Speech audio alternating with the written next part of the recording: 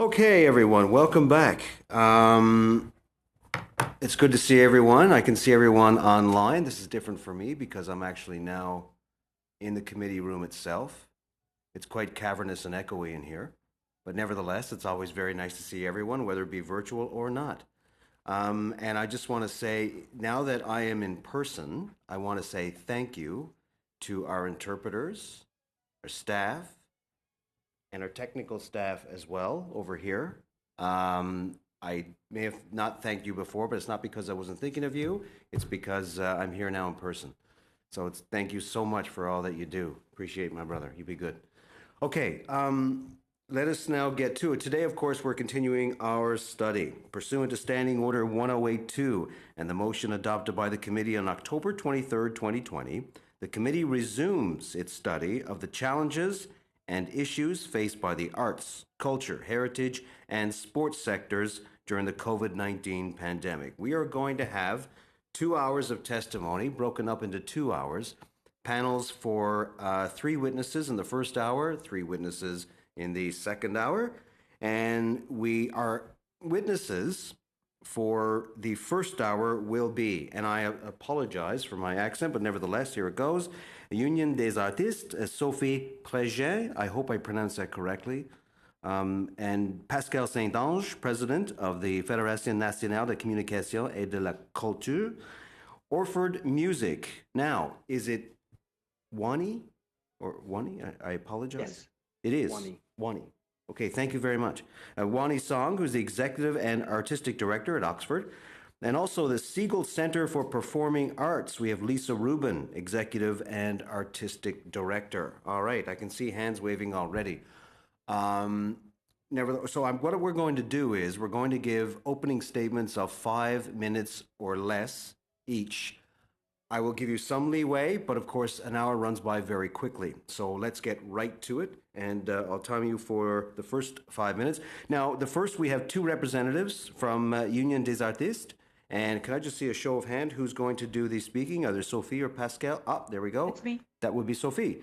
Merci, madame. So for Merci. 5 minutes, please. Alors,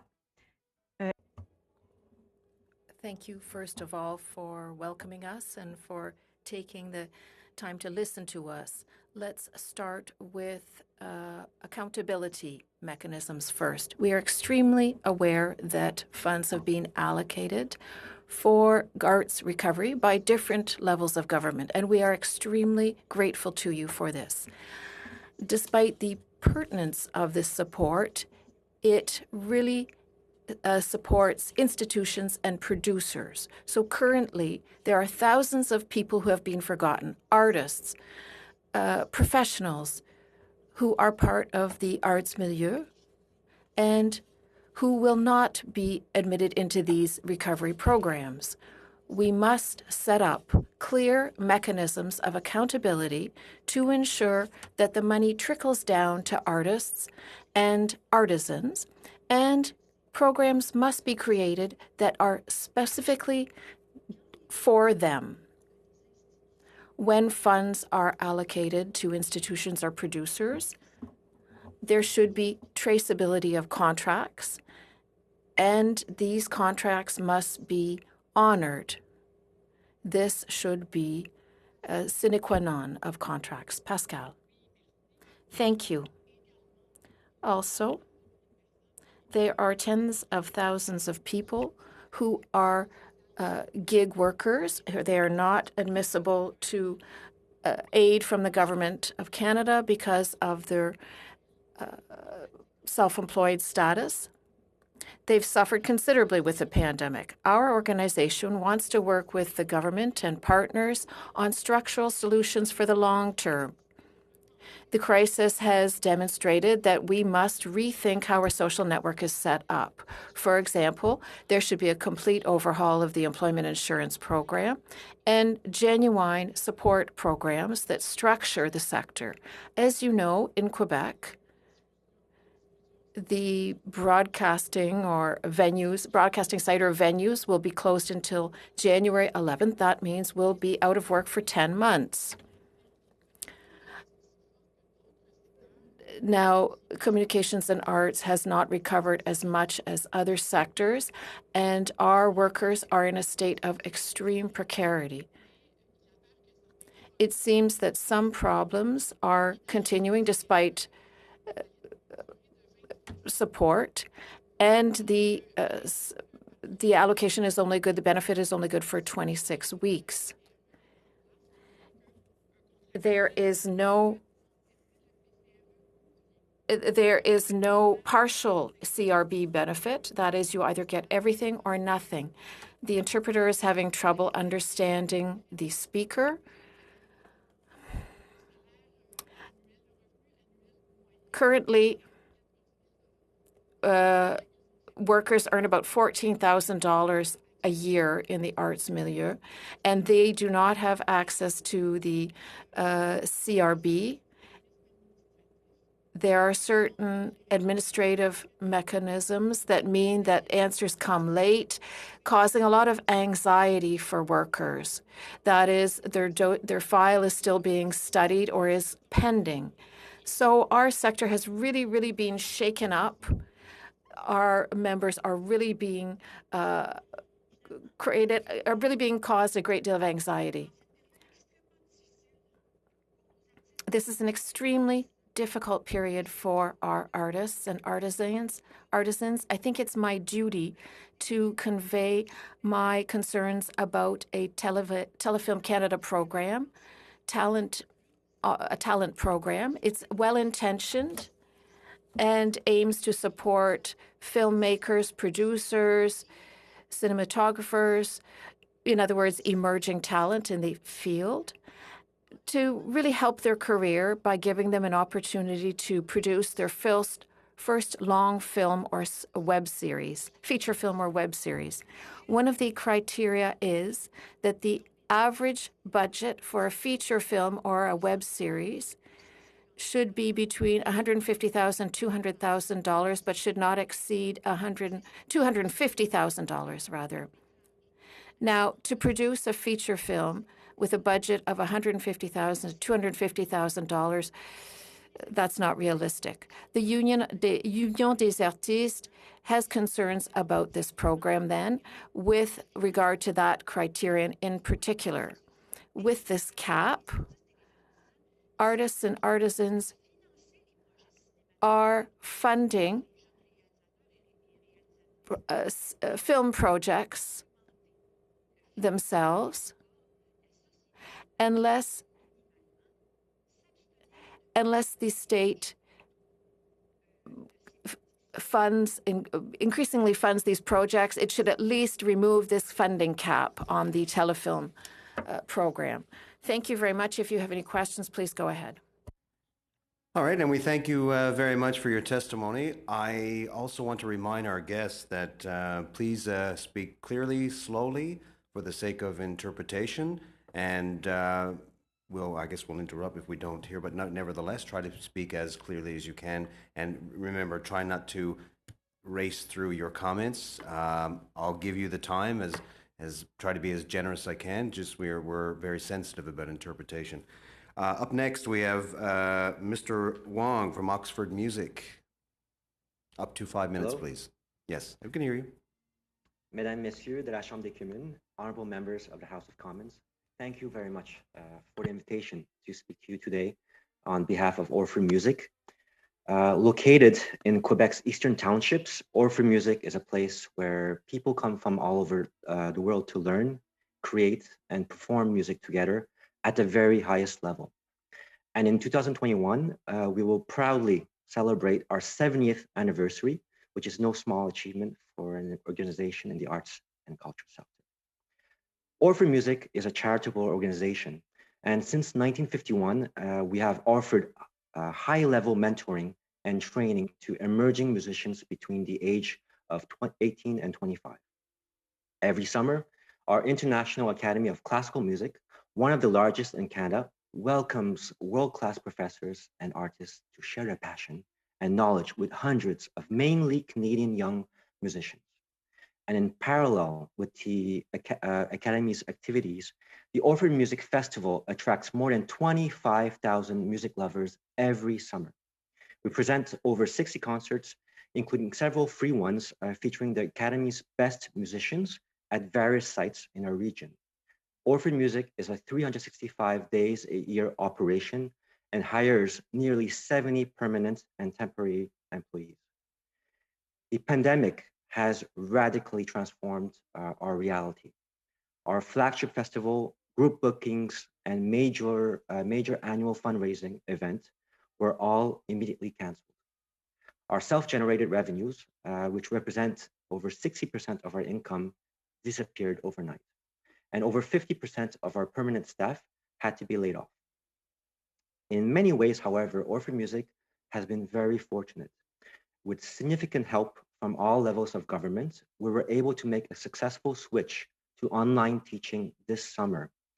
We have invested in new technology and reorganized our workforce. And we are trying to attract new audiences, and we're looking for opportunities to fulfill our mission in other ways. And in the midst of it all, we are very, very grateful for the support we have received from you and from the people who count on us to keep teaching and playing music, even in the darkest of moments. For Orphan Music, however, the real threat of COVID-19 lies in the crippling damage it has done to our medium and long-term planning.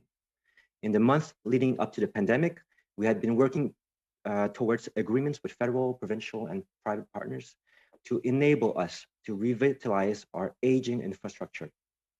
A business plan was submitted to the Quebec government, and a fundraising committee was created to approach donors.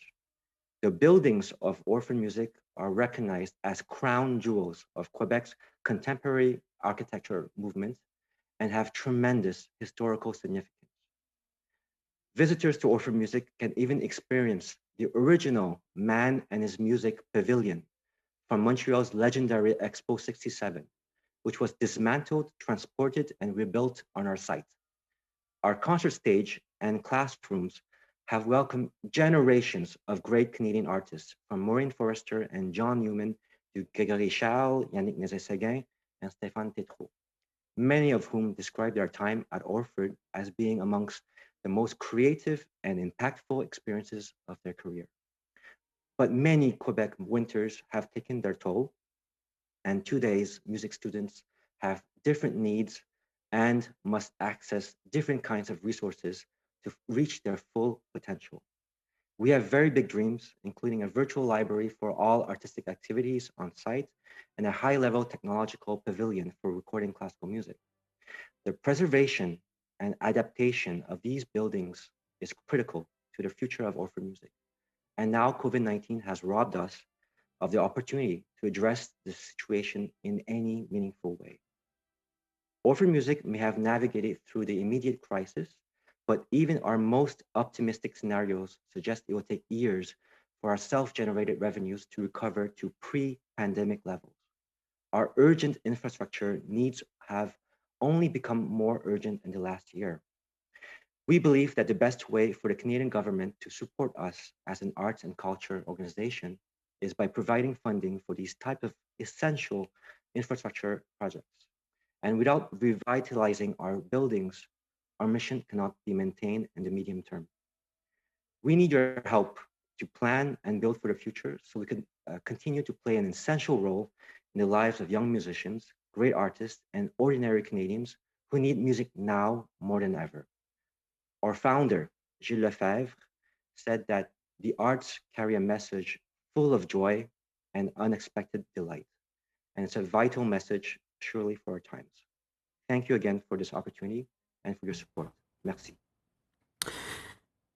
Mr. Song, thank you so much. I want to, before we go to our next witnesses, I want to apologize. I called you Oxford Music when actually you're Orford Music. Orford Music. Yeah, you Correct. picked up on that, I'm certain. It's actually written here Orford Music, but not having your glasses on whilst aging is probably not a good idea. So my sincere apologies. Next, thank you for that, for the Siegel Center for Performing Arts. Lisa Rubin. Lisa, are you with us? Yes, thank you so much for Indeed. having me. You can hear me okay? We certainly can. You have up to 5 Okay. minutes. Great. So Who are we? Who is the Segal Center? We're the largest not-for-profit English theater in Montreal, an operating budget of $6 million, 35 full-time staff. We have a very large endowment that we're so proud to have built up of 28 million and counting. And prior to the pandemic, we are a wonderful developer of new musicals. Belle Sœur, the musical, which was headed to Broadway, Mythic, which was headed into the Mirvish season, Piaf Dietrich, The Angel and the Sparrow in Montreal, which was the best-selling production for the Mirvishes, was headed to England. And this was all, we were just on the rise. So of course, COVID happened. We laid off a ton of people. And we just won the Prix du Jury from the Conseil des Arts de Montréal for our Indigenous musical, Children of God, with Urban Inc. So things were looking great.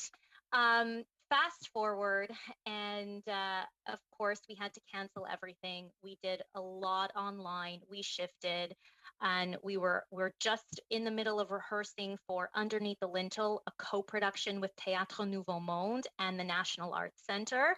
That was scheduled to be live in person beginning next week, moving that onto live stream now.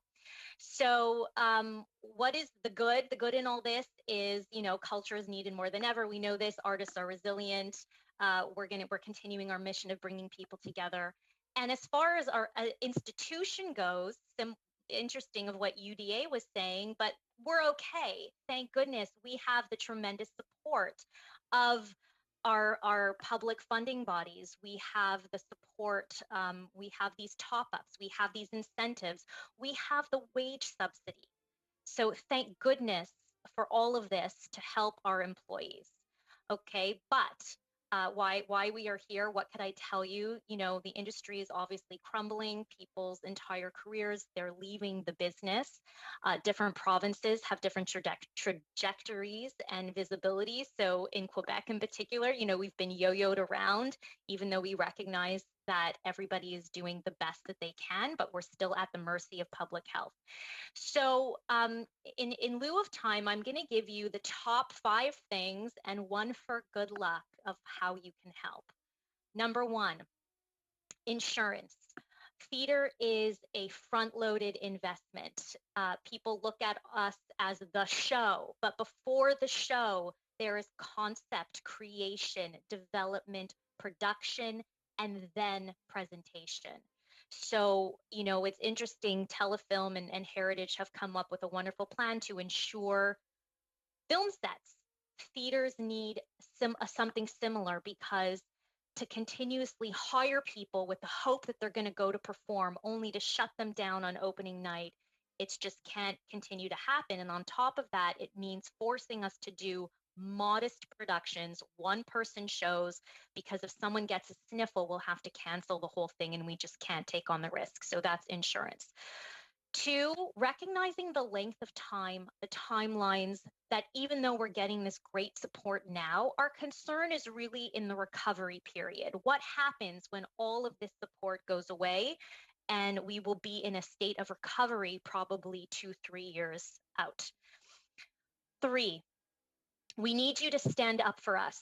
There is a distortion that theater, is like a rock concert, but with reduced seating, with the safety measures we have put in. It is, and trust me, I was at a winner's lineup yesterday. Theater is a very safe place to be, especially with the tremendous effort we've put into all of the safety protocols. So when the government, when we hear messages that theaters can't open, but bars and restaurants can, it gives the false perception that our workspaces aren't safe and that we can't go on and conduct business. 4, remember, live doesn't mean digital, that it's a tool for access. We have all pivoted online, but it is not a replacement for live theater.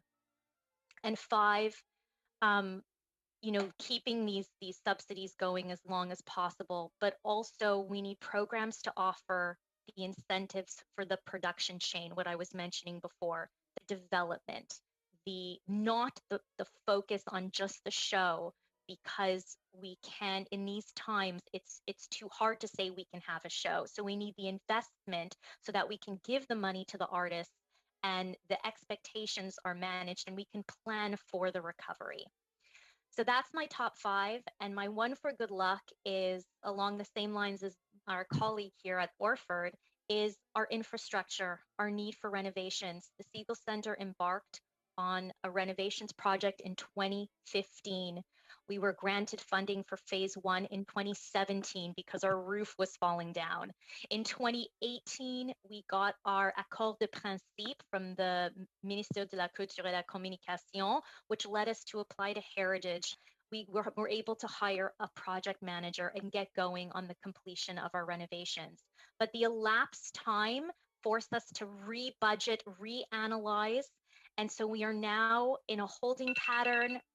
My timer just went off. Okay, 30 more seconds, I'll wrap up. So we are now in a holding pattern with crumbling windows, crumbling stonework, 30-year-old seats. And wouldn't it be wonderful for us to be able to renovate during this shutdown?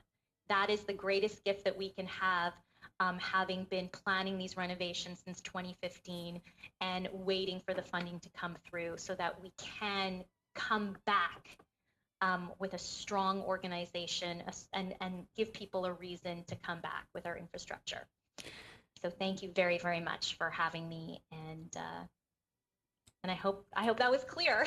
That was quite clear, Ms. Rubin. Thank you so much. And I just want to say thank you. You're the first witness I've ever had actually time themselves with the timer. That's actually quite something. Thank you for being cognizant of that. Also, so now we're going to go to our question round, where we go from party to party to ask the questions. We'll start with the Conservatives just a moment. Before I do that, I'd just like to say to our witnesses who are here, if you wish to get in on the conversation and you weren't specifically asked, you try to raise your hand so that the questioner can see you. So I remind my colleagues, have a look at the other witnesses that are there and see if they want to weigh in on some of your testimony. So we're going to start with the Conservative Party. Monsieur Reyes, pour 6 minutes, s'il vous plaît. Merci, Monsieur le Président. Thank you, Chair. Before beginning, I'd like to thank the 4 witnesses for taking time out of their busy schedule to talk about the challenges in your 3 respective organizations. Now, before going into detail on pre-COVID, I'd like to take advantage of the presence of Union des Artistes to hear about accountability, the impact on your work. You mentioned the importance of such a project, but according to some, but you do have some reservations. I'd also like you to tell me what you need to be changed in this bill. Quickly, please, if possible. Answer. We will be submitting a brief. I don't have everything before me. I know that we don't have much time, but we do have certain changes that we'd like to see take place. What I can say is, with regards to our organization, it seems very important to distinguish between a Canadian product and an original French language project. Now, the CRTC has examined this question before.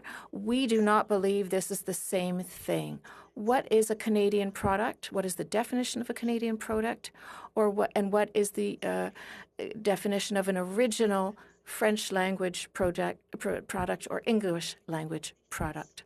We think we need to go further when it comes to defining an original Canadian product. That's one point.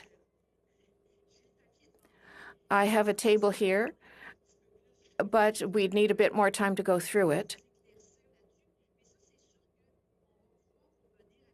We will be coming back with something, though, a more complete document, and perhaps Pascal can speak while I just look through my notes. Yes, quickly, this question of Canadian content. Online producers, broadcasters have to have Canadian content. That's one question. The CRTC should also look at the contribution of social media networks. That's a quick overview. But of course, jobs are also very important. Property, intellectual property. All right, let me ask a last question with regard to copyright and royalties at 60, after 60 years rather than 50 years. Would you have liked to see that included in the bill, given that this has been asked for a considerable time now, and it would be fairly simple to do to protect copyright? Answer: I'm not sure what the legislative process is, if that would be included in the copyright law or in this bill.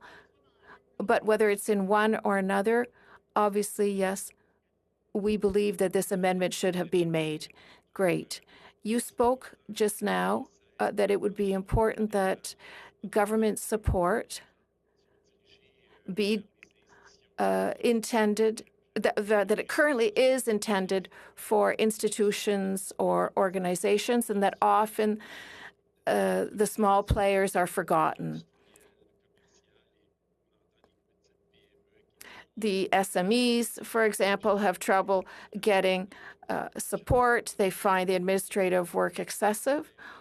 What I'm hearing also from you is that self-employed workers, artists in particular, are very concerned that the money won't trickle down to them.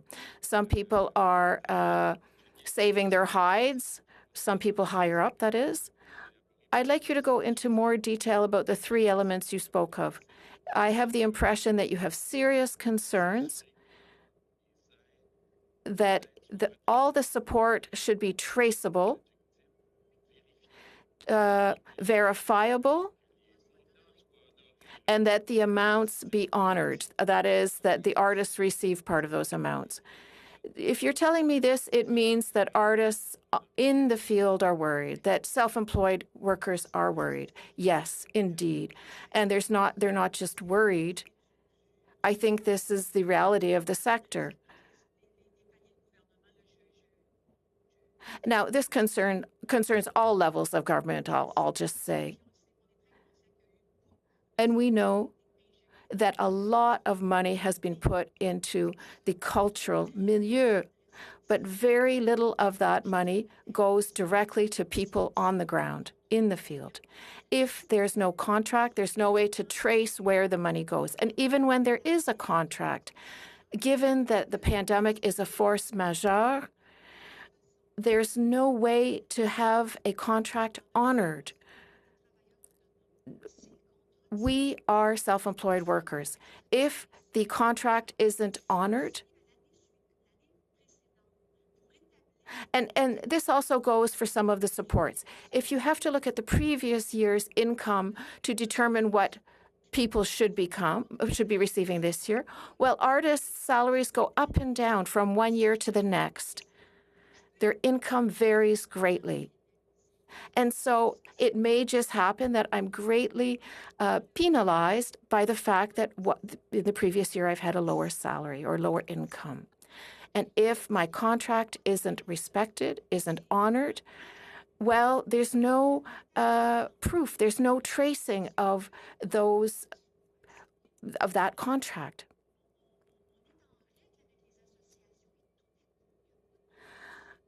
We are doing what we have to do, required by organization, and we're discovering that contracts are not being honored, that nobody's checking up on what was supposed to be provided to us.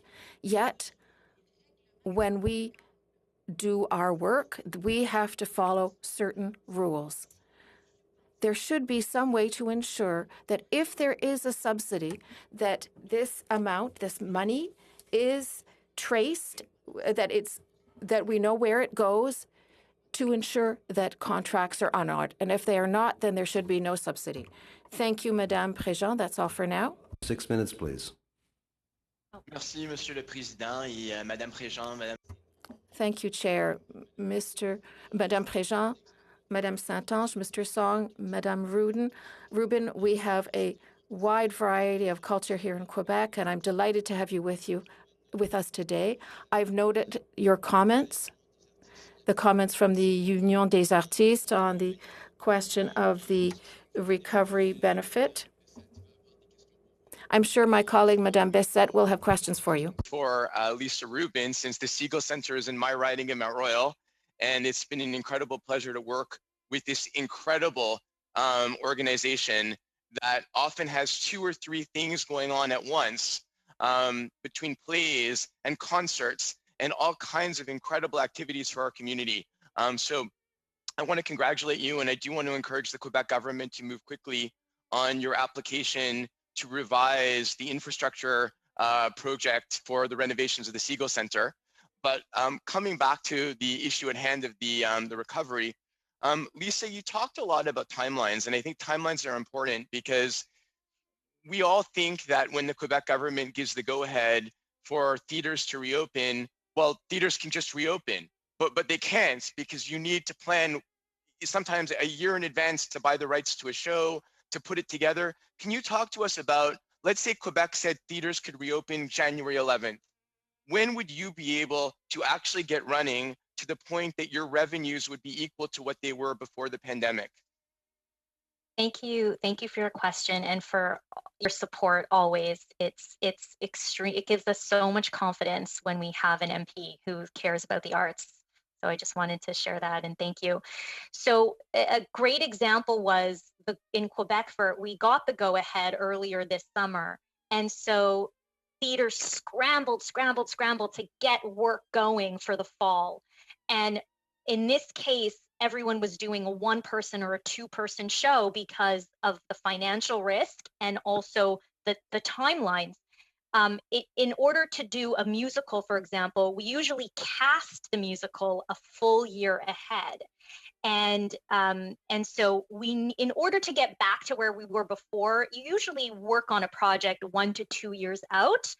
If you're a diffuseur, if you're just a presenter, then you could kind of grasp for these things that could come in and just get up in a few days. But when you're really creating, when you're really part of the ecosystem of development, it really takes a year.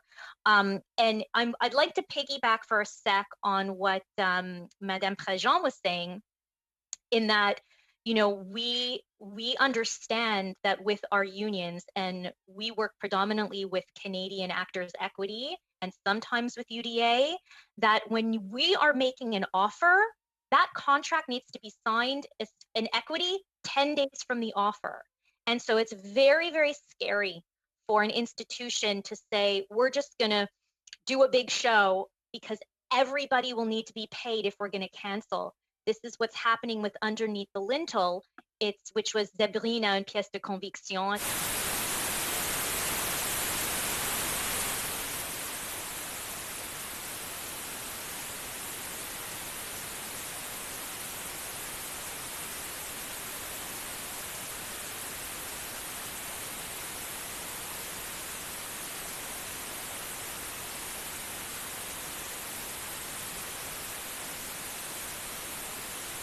So we're all very grateful for that. But it's the mounting of these productions and the knowing that you're just we want the money to get into the hands of the artists, but living under this back and forth and are we or aren't we, it just makes it impossible to do anything that Anthony is even what we could do before. There's gonna need to be a vaccine before we can have, I think, 10 people on stage who can dance and sing. So Lisa, basically then coming back to what you are suggesting is that for you, the wage subsidy has worked well, the CERB and then the Canada Recovery Benefit have worked for the people you've had to lay off pretty well. Although I want to ask the Union des Artistes about the people that are not getting it.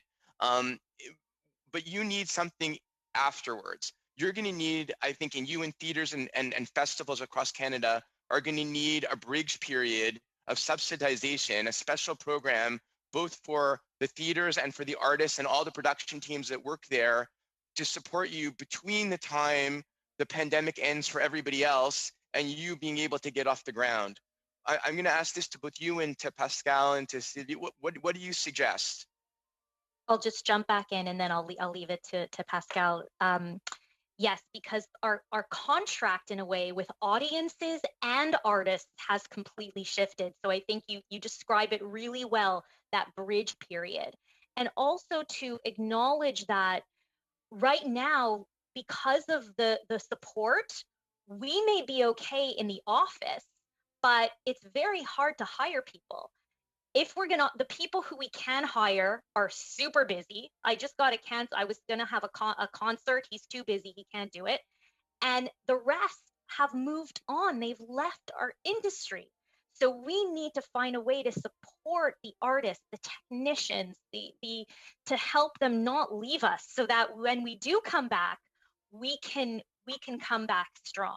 It's a problem right now just in terms of hiring people, even if we have our jobs in the building or outside of the building. Sorry.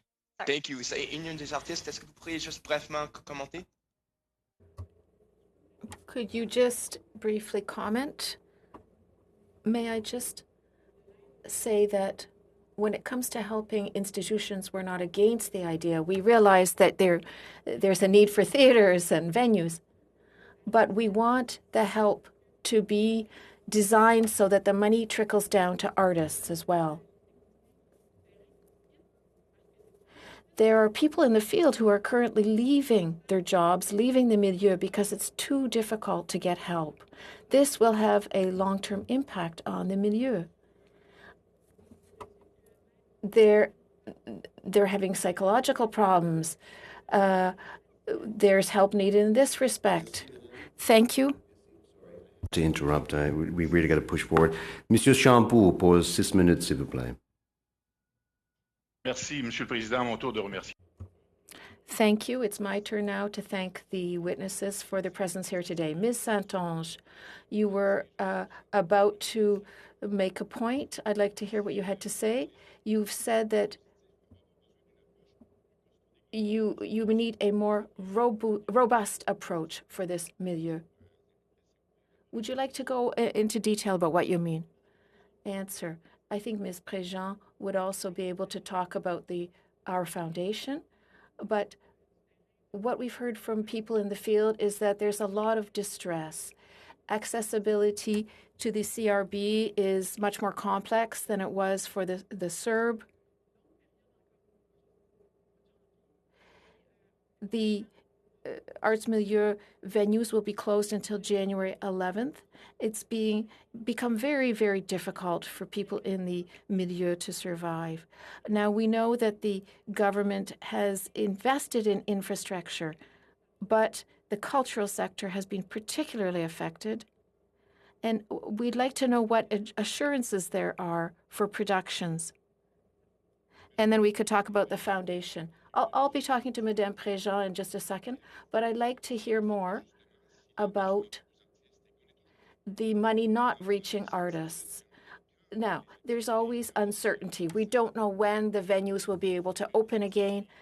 The fact that artists are living hand to mouth, what do you think the long-term effect will be, this instability? Do you think that in the coming years, these artists will simply change fields? Will we lose them? I'd like to hear what you have to say.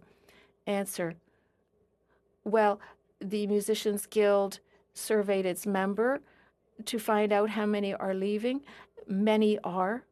I think we could make the same conclusions about performing arts.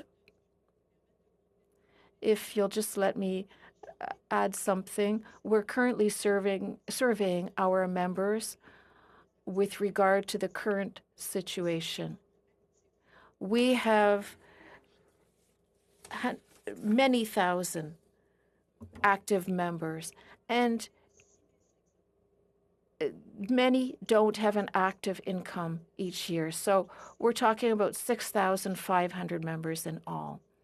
Can you imagine the impact?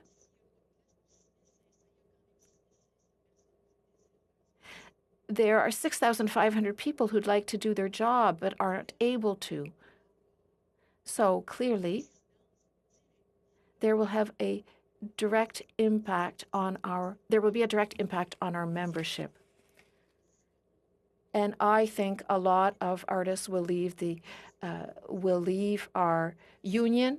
We have a foundation that supports them. It's doing very well. You may have noticed that Netflix has also set up a fund to support artists and the Minister of Culture in Quebec. More than $1 million has been distributed by our foundation to help artists.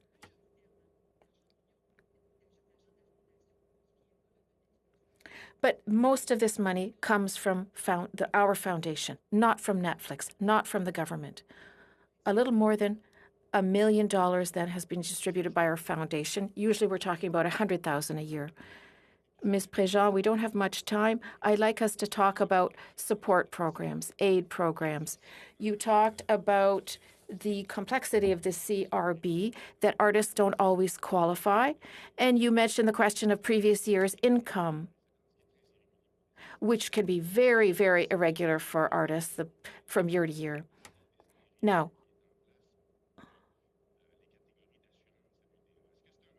what about the current insurance categories used by the union? Do you think that model of categories of artists could be applied to the CRB? Yes, that's a possibility. And often there's income spreading as well. People spread their income out over more than 1 year. These are measures that better reflect the reality of artists' income levels. If you look only at the previous year income, well, that really doesn't work.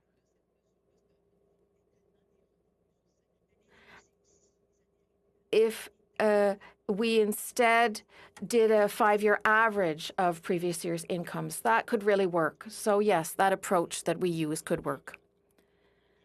Question. I'd like to talk about telefilm now and the funding for feature films that you mentioned. You mentioned the cap just now. That was very interesting. That the budget for feature film is restricted to $150,000 to $250,000 to qualify for a subsidy from telefilm. This is not realistic. You say, how much does a feature film usually cost to produce? This Talent to Watch program, well, I mention it today because, yes, you can produce a feature film for $150,000, but who is actually funding arts? It's the artists, technicians, producers, but they're not necessarily paid for a feature film of that budget. So the limit of $150,000 to $250,000 max, the funding is provided, but clearly the producers turn to us after. So you need to be aware that this limit, this cap, has an impact for the rest of us. I'm not the only one back today. Ms. McPherson is back as well. We're going to miss that beautiful snowy background I know. that you had on Zoom. Nevertheless, 6 minutes, Madame. Thank you. Well, and Mr. Chair, I can tell you that I've brought the snow here, so that's nice of me. It was kind of me to have brought that with us. Thank you as well to all of our witnesses who've joined us today, and this has been very, very interesting to me. When you talk, I think my first question I might give to Ms. Préjean. When you talk about the sort of the trickle down, making sure that we get money to artists, making sure that the CRB meets the needs of artists and whatnot, how do you feel? What do you think would be useful, or would you be supportive of a guaranteed livable basic income? This is something that our party has put forward, and we're just wondering whether or not that would be something that would be helpful for the artistic community, in your opinion. Oui, ça pourrait très bien être étudié. Yes, that could be very useful. That's the system that we were thinking of initially. You can't throw the baby out with the bathwater. In the CRB, there's some very good things that are that apply to our members. However, since it was integrated into the employment insurance, well,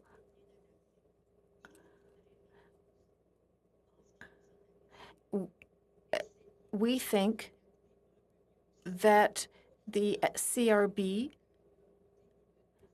should be better adapted to this variable income of self-employed workers. If we could do that, then the CRB would be really useful. We're not saying that there's nothing good in the CRB, and there's even new things in this benefit, so we really thank you for that. But it has to be better adapted. If in 2019 I only make 17 or 27,000, when I actually could have made 38,000, well, I could have a bigger, that's going to have an effect on my benefit. So we really, really need to adjust that. Things that we see with the guaranteed basic living is that it's a sliding scale. So depending on how much you're able to make within your community, it will be that top up piece. And I think that's very useful. But maybe what I'll do, because I am running out of time, is I do have a question for Ms. Rubin in terms of venue support. So you've talked about the challenges that venues are experiencing. You certainly were very, very clear with the 5 asks and a wish. Thank you for that. Could you talk a little bit about your worries of audience ability to come back? So even once there is a vaccine, even once the Quebec government or whichever government across the country says that theaters can reopen, when I speak to the theater community in Edmonton, Strathcona, they talk about a fear that the audiences won't have that confidence to come back. Can you speak to that a little bit? Sure. Thanks for the question. I think it's just a matter of time, and we're in it for the long haul. So the same way where when this first started, it was like, ooh, I'm not wearing a mask to the theater. Now we're all like, it's fantastic to wear a mask to the theater. It will take time for the fear to subside, particularly in the baby boomer plus generation, which, as many know, with their disposable income, is the majority of the theater going audience. And we are doing a lot of work for students, for the under 30, all of which comes with a different pricing structure. But yes, there is going to be a slow, gradual return to a full house. And we believe it's there, but it may come in 2024. So when we say we're in it for the long haul, we're definitely in it for the long haul when it comes to reduced seating and when it comes to the trust and the confidence and the way we understand that everybody is vaccinated or the fears subside. And how would you see us providing that long-term till 2024 support to you? I think, so much has to do with the messaging. So much has to do with the, being told that museums and libraries and theaters have to close when in fact, but Costco can, well, it's food, we get that, but they're, so much has to do with encouraging culture, encouraging live arts in your life, and that our institutions have done everything possible, or whether it's, like there's, a health check, come to our venues, make sure we're doing it right so that you could say the Siegel Center is stamped with, health and safety. That is something you can do. And again, we're looking for long-term support and no kind of penalizing, the same way we're talking about protecting the artists themselves, protecting the institutions, understanding that it's going to be a slow return in terms of sales, in terms of production capacity, in terms of just getting back on our feet. And whatever those programs are to kind of encourage development, like the earlier parts of that production chain, I would say is going to be helpful, and it's going to be better for the mental health of the artists. They know they're working towards something without the pressure of a performance date that's just going to get canceled. Thank you. Is that, how am I doing? No, I'm afraid that's it. Sorry. I'm going to try to work on getting back towards the second round, but Mr. Waugh for 5 minutes, please.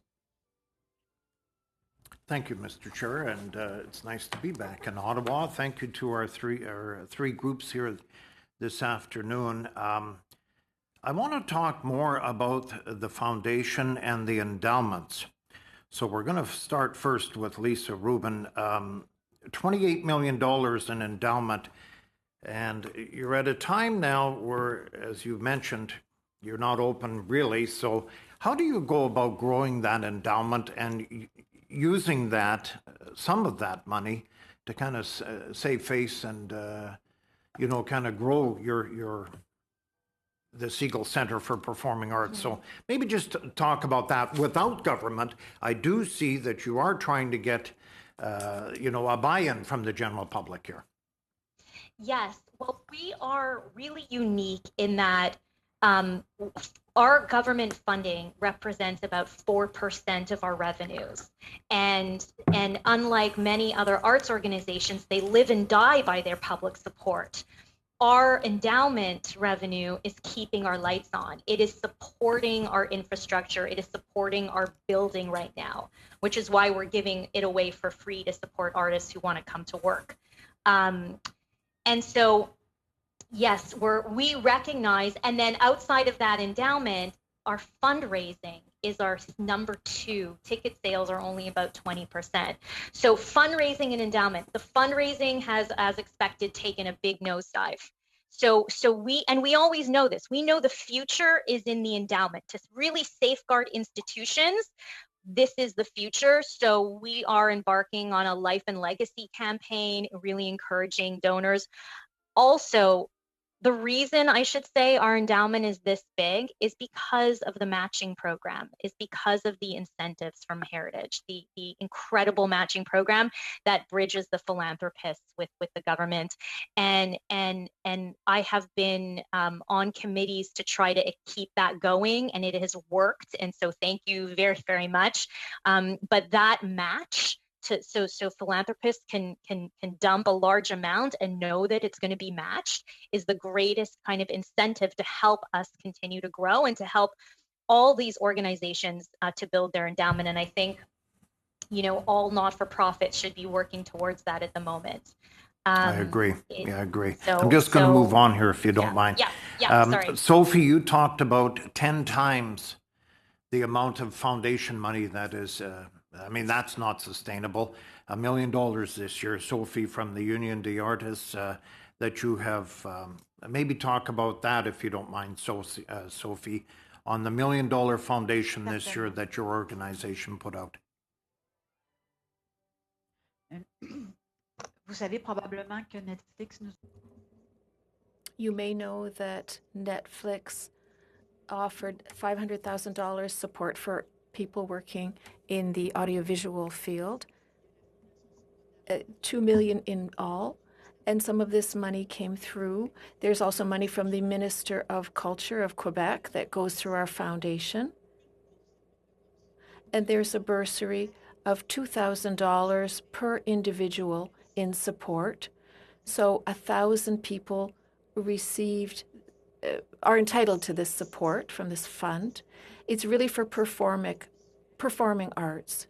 So the Netflix fund covers audiovisual, then there's the Quebec Ministers Fund, and the third fund.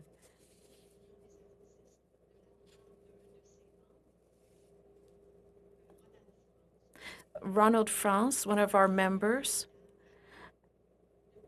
had set up a fund. There was an inheritance of several $1 million from someone who had no children, no family.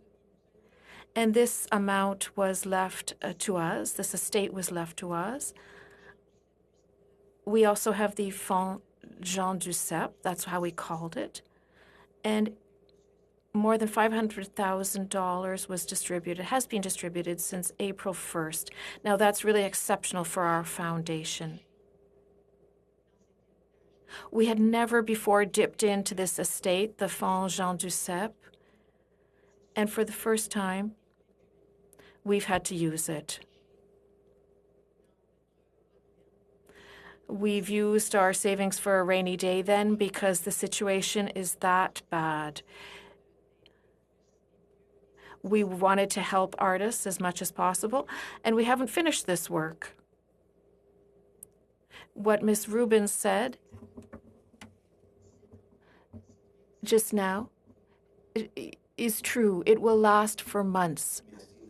Thank you, Madame Préjean. I appreciate that. Sorry, I always feel like I'm cutting you off. I apologize. We now go to Madame Bessette. Pour 5 minutes, s'il vous plaît. Ms. Bissett, you have 5 minutes. Thank you very much. Thank you, Chair rather. Thank you, Mr. Song, for your wonderful testimony. I'm very proud to say that Orford Music is in my riding, and I'm glad that it has been helped by the government during this pandemic.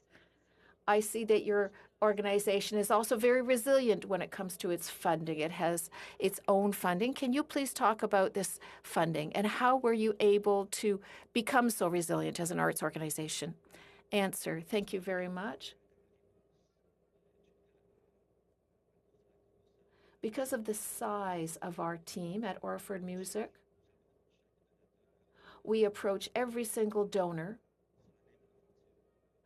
as if we were all part of the same adventure here at Orford.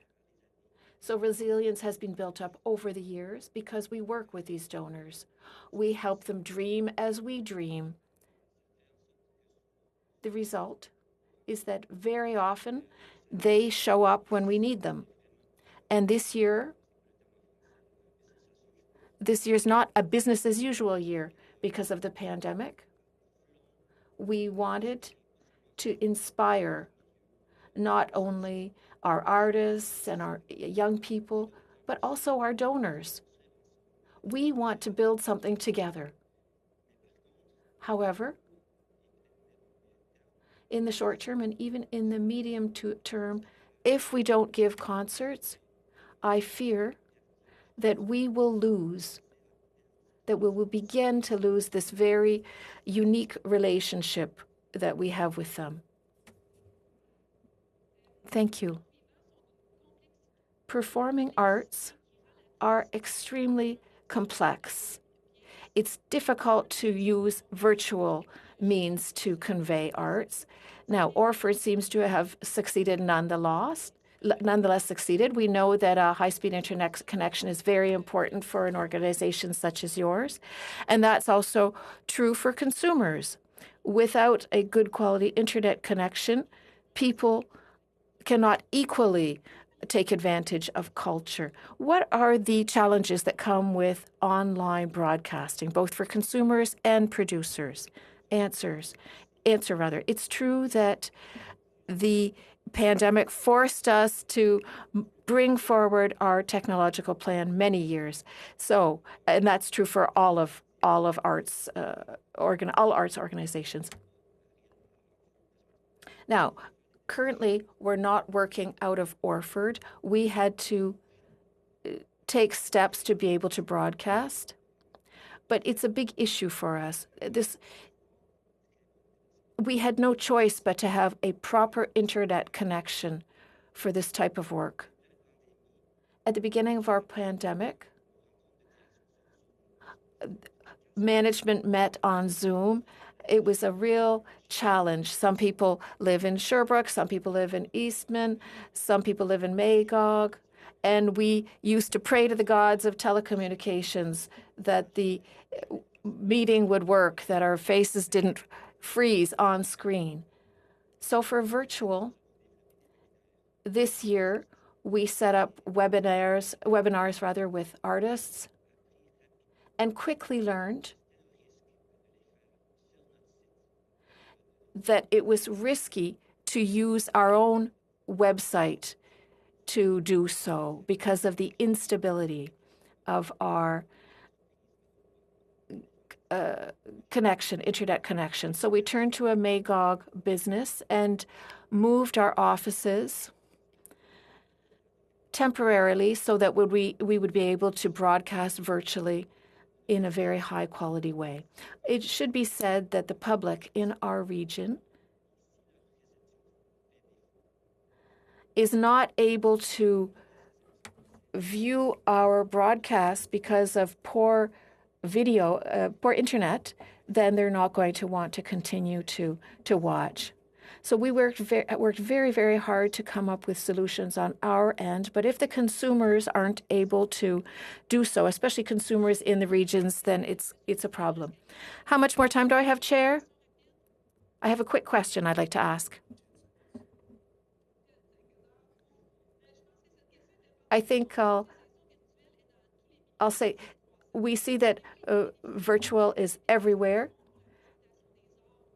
Have you been able to take advantage of the Arts Presentation Fund for your virtual broadcasts? How can we better support virtual broadcasting for artists?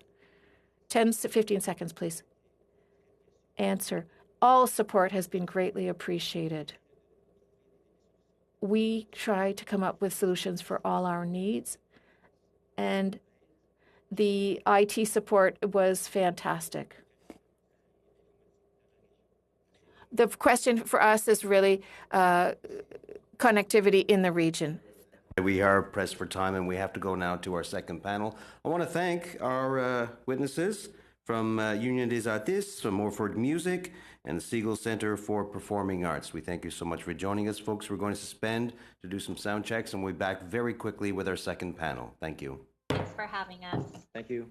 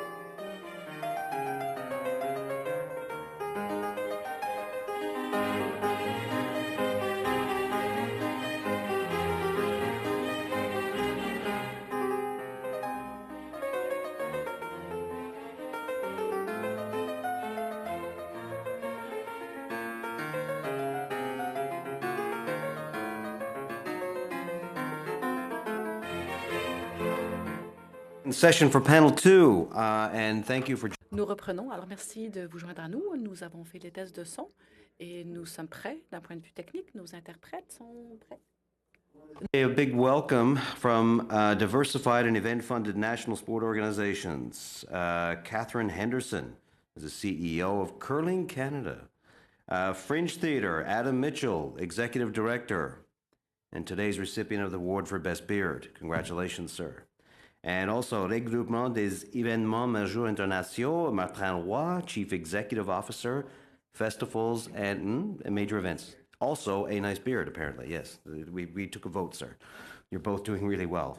We're now allowing you up to 5 minutes. I'm going to be a little bit strict because I want to get all 4 parties represented at the table on 2 rounds. So we'll start off with Catherine Henderson for 5 minutes, please. Thank you, Mr. Chair, and thank you very much to the committee members for allowing me to speak today. I do apologize for the lack of beard, but I will. So my name is Catherine Henderson.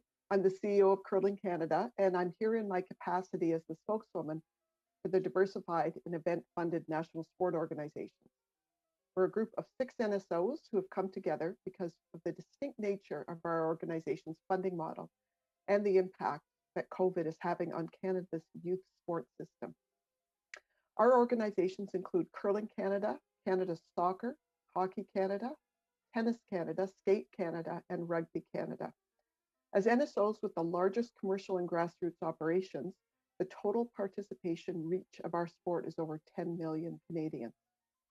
And while we are different in many ways, the common thread that ties us together is that our funding is predominantly generated from non-government sources, namely commercial events, hosting of our domestic and international competitions, sponsorship, broadcast rights, and registration fees. So thanks to the revenue from these commercial operations as nonprofits, we invest heavily in grassroots, community sport, and high-performance sport. Unfortunately, these revenue streams have been greatly impacted by the pandemic. And while we're grateful for the federal government's $72 million in support of the NSO and sports sector and the emergency programs like the wage subsidy, the truth is that Canada's sports system is in dire straits. To put Canada's response into perspective, just last week, the British government dedicated emergency funding, the equivalent of $500 million Canadian for sports in the UK. Let me be crystal clear with the committee today. We're at a critical juncture with some of our provincial and local associations on the brink of collapse. We've already furloughed staff. We're depleting our reserves. We need financial help just to emerge. Ms. Henderson, I apologize for interrupting. Yeah, could you please, just need you to hold your microphone closer. Okay. There you go. Okay. Thank you. Okay. It's for interpretation. Okay. I apologize. Okay. No, that's okay. We've already furloughed staff and depleted our reserves, and we need financial help just to emerge from the pandemic. We do know we are not as important as frontline healthcare workers. We do not operate in life and death situations, but we do know the important role that sports plays in the lives of millions and millions of Canadians for their health and their mental health, for their wellness, and importantly, for joy. Canada's sports system is a collaboration between government and NSOs. We are already a delivery partner of the federal government, with our clubs and local sports being part of a system. With your support, we can stand together to ensure that our system does not fail. We're seeking a dedicated stream of funding to replace the net revenues self-generated by our events that would be reinvested back into grassroots sport. Let me share an example. In March, the World Figure Skating Championships were a mere days away from taking place in Montreal when COVID hit. That cancellation meant that $6 million in legacy funding for local area figure skating clubs in Quebec didn't happen. This is just one example of the types of events that were meant to take place in the country this year and support all of our grassroots programming. Our system is not focused entirely on high performance athletes. It's the little girl hitting the field or the ice for the first time, or the young boy competing in his first bonspiel. We want to partner with the federal government to keep grassroots alive and preserve the healing power of sport at the community level for kids and for Canadians, and at a time when we feel they need it the most. So in closing, I encourage you to think of Canada's sports system like a tree. COVID has forced our organizations to trim branches to keep it alive. We can trim, but if the roots die, it won't be there when we're out of the storm. Planting a brand new tree will take years, and it won't be there when people need it the most. Rebuilding the sports system will mean we have lost decades of growth for amateur sport and sport development. So the decisions made right now will impact generations, both amateur sport and our high performance athletes. Thank you. Merci. Good job. And great sense of humor, I might add. That was very nice at the beginning. Also, Mr. Mitchell, up to 5 minutes, please. Thank you. It's my honor to join you today from Treaty 6 territory. I appreciate the opportunity to share with you the experience at the Edmonton Fringe and the impacts that the pandemic is having on our industry. Edmonton Fringe has served as a cornerstone organization in the community for 39 years. We produced the Edmonton International Fringe Theatre Festival, North America's largest and longest running fringe festival. In that time, we've supported more than 38,000 national, local, and international artists. Our festival seeds creative work and is a pipeline for emerging art and artists whose work is often remounted, toured, or exported nationally or internationally. Outside of the festival, we operate a 3-theater, 2-studio facility, which is home to more than 500 local arts events each year. We cultivate and incubate artists and new work and remove significant barriers for artists and audiences alike, stewarding an accessible, affordable, community-minded art space. For the first time in its 39-year history, we canceled the festival because of the pandemic. The health and safety of our community was and continues to be top of mind as we navigate these difficult but necessary decisions. In 2009, thanks to the ongoing support of government funding agencies, sponsors, individual donors, and a healthy festival and regular season of activity, we were a $5 million organization.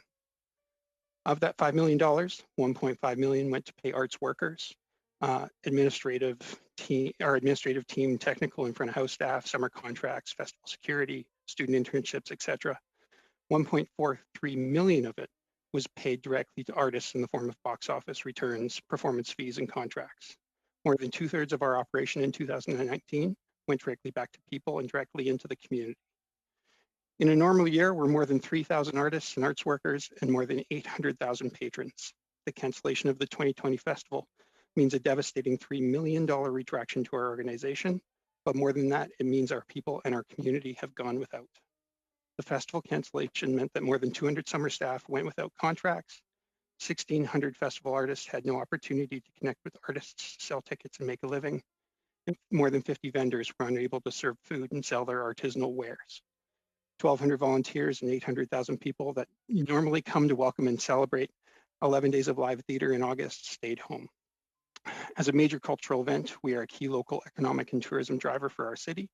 Local spending during the 11 days of the festival is approximately $39.7 million, 16.7 million of which is directly connected to the event and to tourism spending.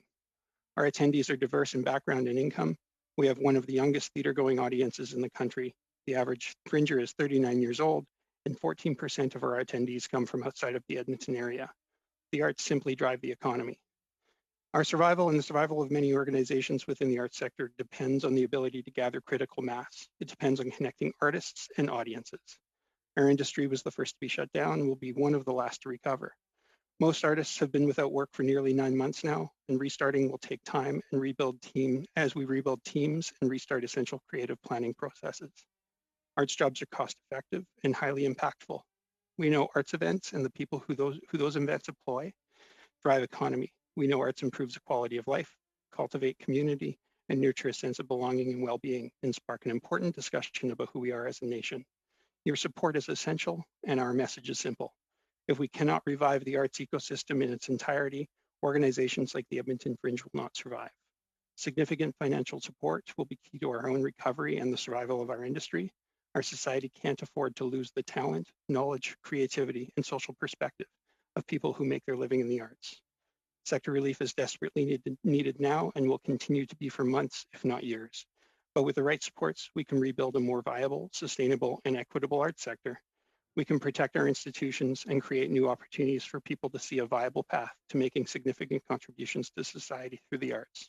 Thank you for your time and consideration. I'd be happy to answer any questions. Thank you, Mr. Mitchell. Monsieur Roy, pour 5 minutes, s'il vous plaît. Mr. Roy, you have 5 minutes. Thank you. The Minister of Canadian Heritage said it himself some 15 days ago, speaking of festivals. We have not managed to come up with an adequate program. We're still working on it. It's definitely one of the sectors where we have to do more as quickly as possible. With your permission, I'm going to tell you how we think you should do so. Fame, Remy, and several festivals have joined the coalition of the most affected businesses who are coming back to ask for an enhancement of the emergency wage subsidy for the most affected businesses, as well as more support for overhead and better access to funds for cash flow. With regard to the wage subsidy, there needs to be a great deal of flexibility that takes into account the extreme seasonality of our activities.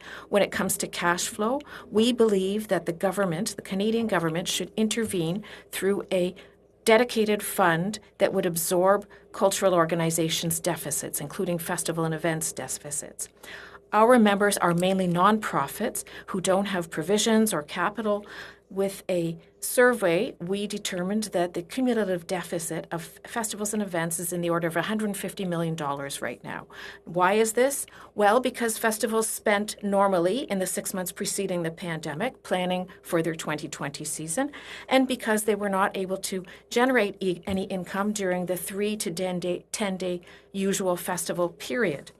We are also asking that the government urgently reinvest in the two main programs that benefit festivals and events. These investments were made in 2019, but only for 2 years. If nothing is done, next year we will go back to the funding envelope of 2018 that did not change for 10 years. That makes absolutely no sense. It would be seen as major budget cuts in culture by everyone. Can you imagine? Currently, festivals and events are receiving letters saying that in 2021 they will receive less from Canadian Heritage, even though we are in a pandemic and their survival is at stake. Something must be done. We're talking about $15 million to keep the 2019 funding or $30 million for the 2020 funding, but even more should be done. And let's be clear, up till 2018, more than 1,050 festivals shared $31.5 million out of the $50 million that was invested into two main programs for distributors. This rose to $42.5 million in 2019-2020. Another $10 million were added in 2020 because of the pandemic.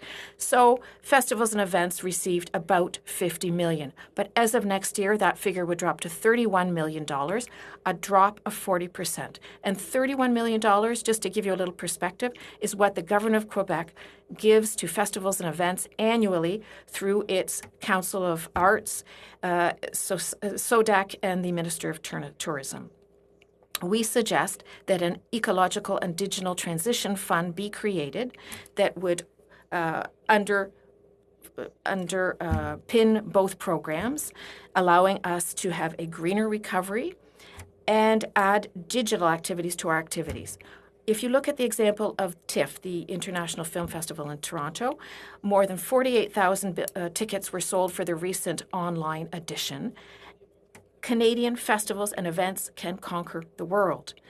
If we are talking about the recovery, we ask the government to set up something like the Marquee Tourism Program, events program set up by the Conservatives after the 2008 crisis, which saw $225 million invested over 3 years. The minister said that the Heritage Minister said on a Tout le monde en parle that he spoke to the Minister of Economic Development about this program, and we propose that it be set up in collaboration with regional economic development agencies. This would be a new stimulus program that would attract tourists through festivals and events, tourists from in Canada for the time being, and from outside of Canada after. We know that a quarter of spending during festivals goes to hotels, another third goes to restaurants. In a recovery context, giving some help to festivals and events would therefore mean that you would be indirectly helping restaurant owners and hotel owners who have suffered so much, as have transporters, artists, and artisans. We want you to move quickly. We need to keep our teams so that we can prepare festivals and events for 2022. Thank you. Now we now go to our questioning. I once again remind members that please point out who you're asking the question to, as they are all appearing before us virtually. Mr. Waugh, 6 minutes, please. Thank you, Mr. Chair. I'm going to start with Ms. Henderson. You've mentioned that, you know, you're on behalf of Curling Canada today, but, you know, hockey, tennis, rugby, Skate Canada, and yourself, it has been a disastrous year. You mentioned the World Figure Skating in Montreal. Those funds will never be, you never can get them back. I mean, we had the Junos slated for Saskatoon in March 15th, and we lost up to $9 million in economic benefits. So, you know, and we're seeing Hockey Canada, I mean, they're playing in the queue right now, but the OHL isn't playing, the Western Hockey League hasn't played. And I agree with you. Anyways, I'm going to start with curling because you're involved in that. We're seeing more of these hubs being recommended. The Scotties was for Tampa Bay, or for Thunder Bay. The Brier was for Kelowna. You have suggested now that they go to fanless hubs. Millions of dollars will be lost. Curling is a social sport, as you well know, and there will be no briar patches involved, and I don't know how curling can survive in a fanless hub that we saw the NBA and the NHL attempt earlier this year. Your comments on that? Well, thank you very much. I think you've grasped the situation very well, Mr. Waugh. Fanless hubs are sort of an obligation that we have right now. This is really in order to fulfill contracts that we have with commercial partners. But the fact of the matter is, for any of us that are doing a fanless hub, it's trying to think beyond 20. The interpreter would ask the witness to please hold up her mic. Interrupt you again. Yes, there you go. Perfect. Yes, Thank okay. you. Yes, we will all lose money doing these. This is dipping into our reserves. We're doing it on reduced staff, and the hope is really to create something better. Normally, when we do a Brier or a Tournament of Hearts, we are creating very significant income that then gets invested back into that community, and we'll never be able to do that with the situation that we find ourselves in. Yeah, the Grand Slam, 6 events, they're down to 2. That's television contracts that you've lost. That's a lot of money, and it's exposure. I have a rink in my province of Saskatchewan, Matt Dunstone, who finished 3rd at the Brier last year. And then earlier this month, he says, because of provincial restrictions, I want to curl in Alberta. Shame on you, Matt Dunstone. You've got the whole province of Saskatchewan cheering you on. That's the last thing I want is someone moving to Alberta and curling because I can't give you the competition in Saskatchewan. Your thoughts on that?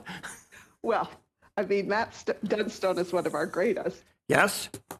But I think right now the reality for the athletes is that due to all the interprovincial things, without hubs and without safe places to play, they are out seeking competition and ways of keeping themselves competitive for when the world turns better.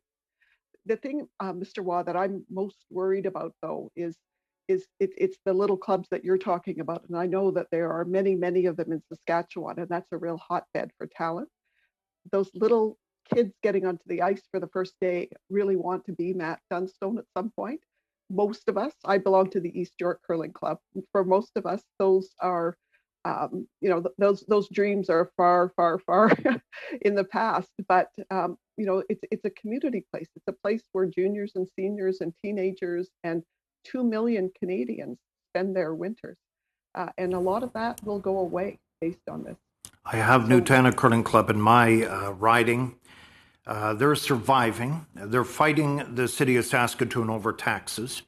But when you fire up the ice plant, it is very expensive. And of course, most curling clubs shut down early in March, and now, they're under tremendous pressure. So what can the federal government do to support sporting facilities like curling clubs coast to coast? In your estimation, what can happen to keep that curling club open for the time being? Well, we do work in partnership with our curling clubs on an ongoing basis. We provide them with capital assistance. We provide them with programming. We provide them with a lot of policy work and a lot of advocacy work. And each one of those curling clubs right now is fighting for their life. We kind of sit at the top of the system, I guess, if you will. So, for example, when we did a Brier in Regina, a couple of years ago. It was a huge success. The money that we made from that Briar, you know, we're a not-for-profit. That money gets invested back into local junior programs, back into local clubs. The interpreter would please ask the witness to hold the mic closer to her mouth. So, you know, our inability to hold these sorts of events. Ms. Henderson, I'm sorry. I hate to do this again. Yes, thank you. Okay. It really affects our ability to continue to invest in these local clubs. Absolutely. One final question. The city of Saskatoon is going, I hope, will host the Olympic curling trials next December. As you said, the money from Saskatoon will trickle down.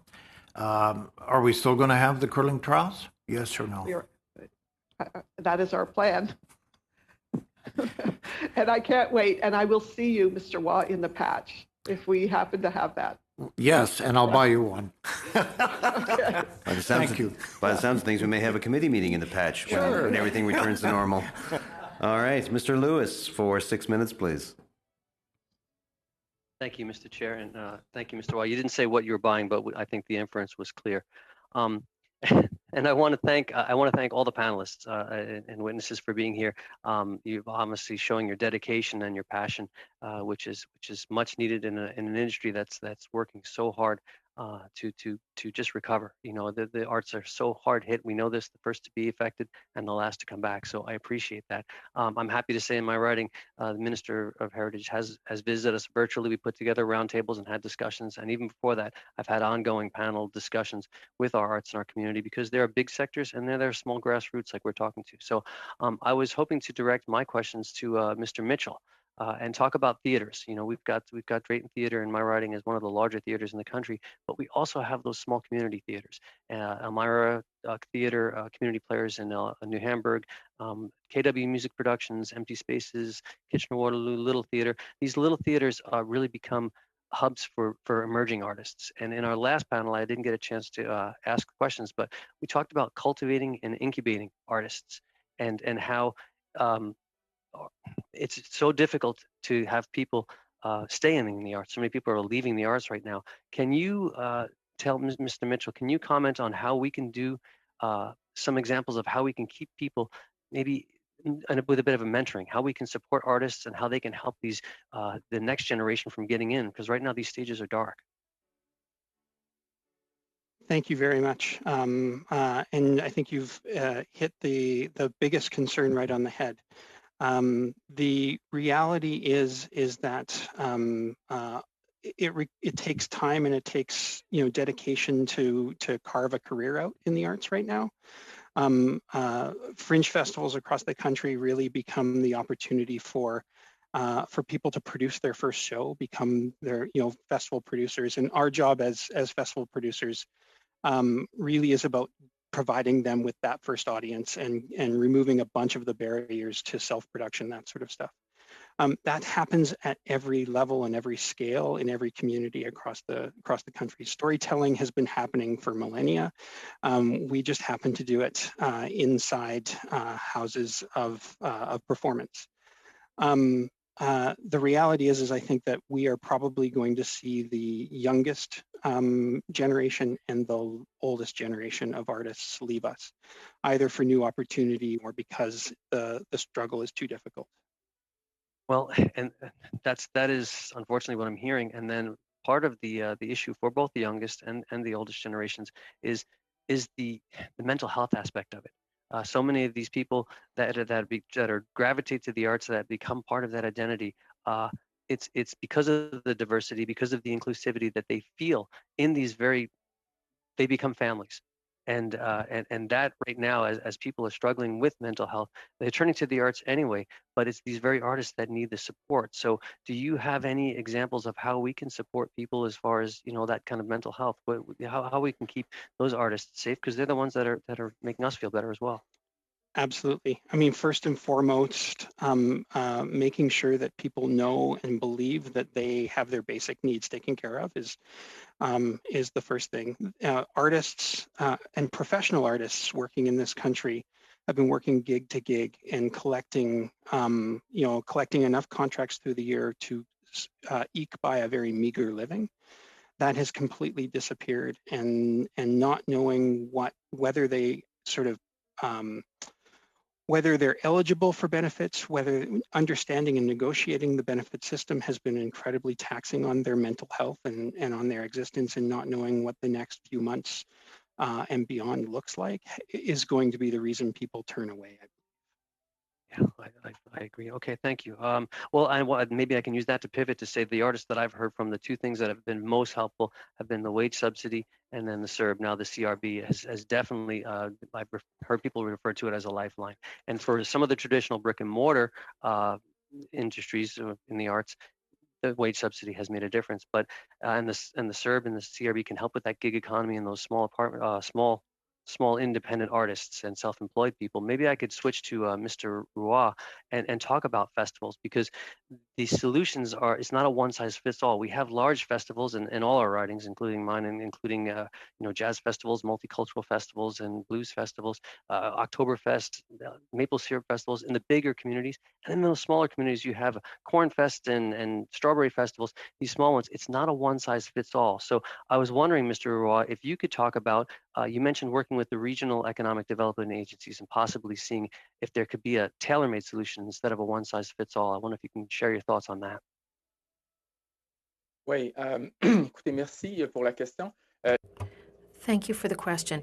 Indeed, the major festivals have their own reality, but there are many who take part already in these two current funding programs managed by Canadian Heritage. And then there are many smaller festivals.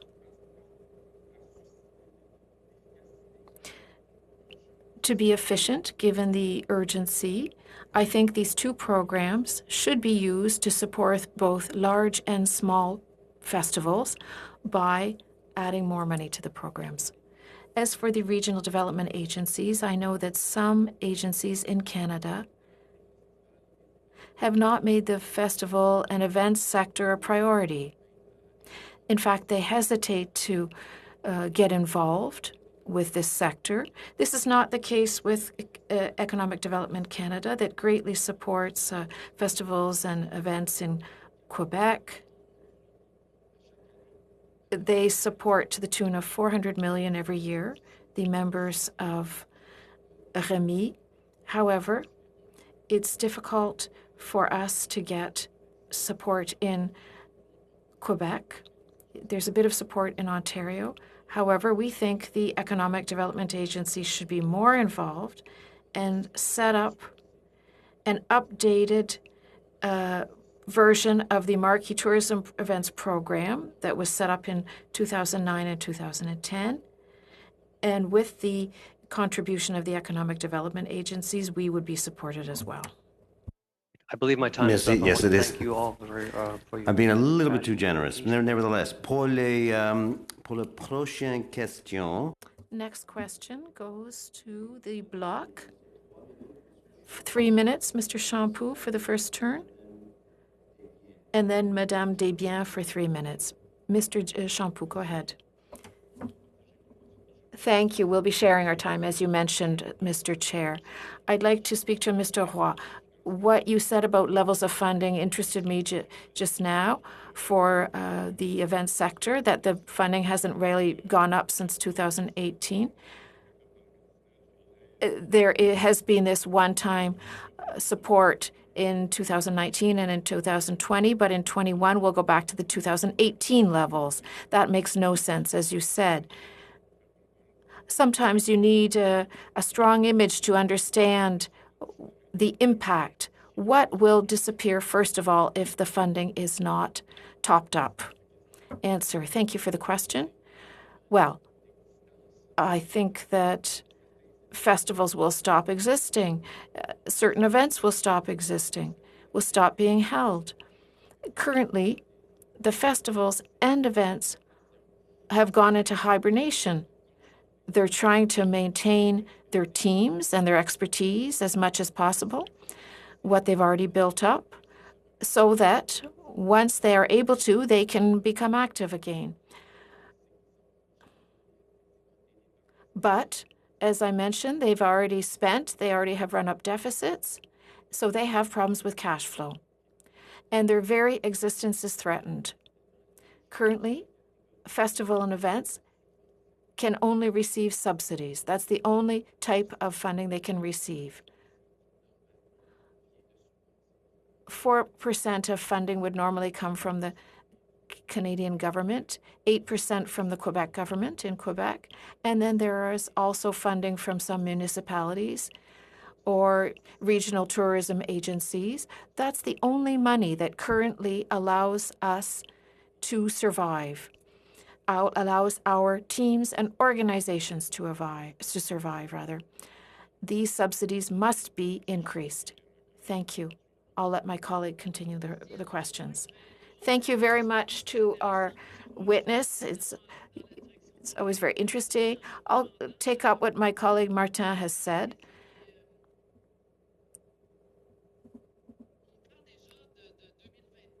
We're already talking about 2022. You know that 2021 is coming too quickly for your festivals.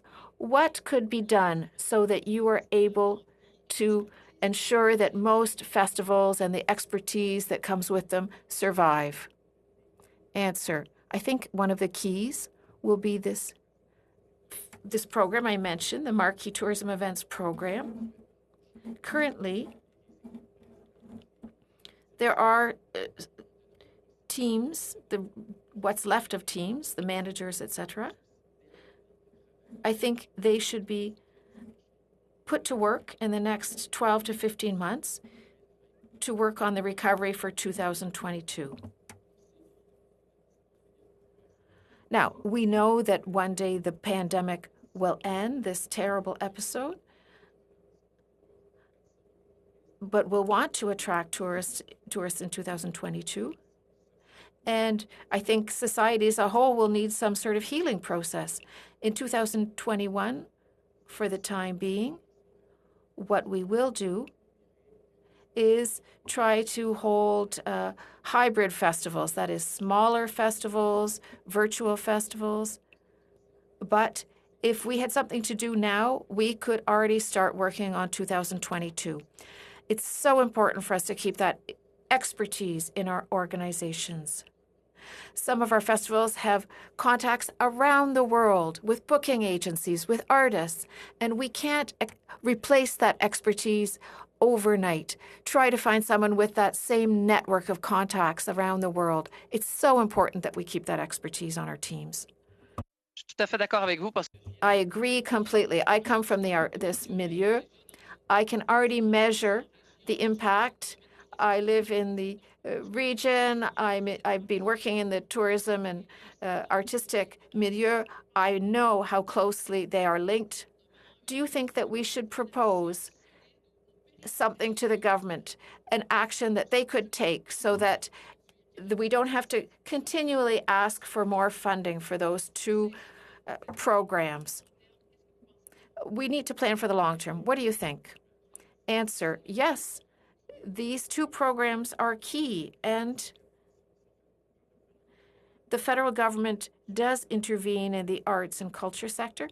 However, for festivals, there are really only these two programs, the Fund for Arts Programs, Presentation Program, and the Fund for Communities. And yet there are 1,050 festivals and events that are supported by those two programs. If these programs do not have the funds they need, the entire ecosystem will be threatened.